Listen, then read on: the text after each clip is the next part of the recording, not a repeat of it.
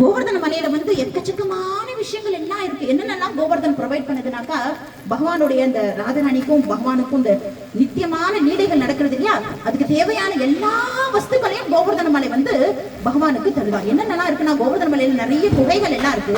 அந்த குகைகள் ஒவ்வொன்றும் வந்து வேரியன் டெம்பரேச்சர்ஸ்ல இருக்கும். அதாவது வெளியில இப்ப நம்ம குளுகுலன்னு இருக்கு இல்லையா, இப்ப நம்ம கோவர்தனுடைய ஒரு கேவ்னு வச்சுக்கோங்க, குகை.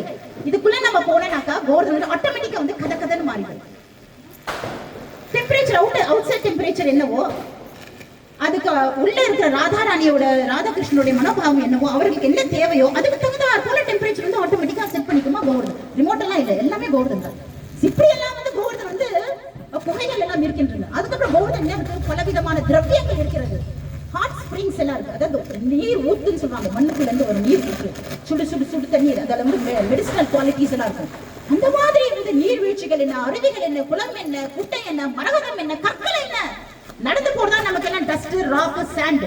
கோவர்தன நீ நடத்தினாலே you will step on gems, rubies, emeralds, all kinds of touchstones. That is Govardhan. இப்படி இருக்கு கோவர்தன். பகவானுக்கு கைங்கரியம் பண்றதுக்காகவே வந்து தாச ரூபத்துல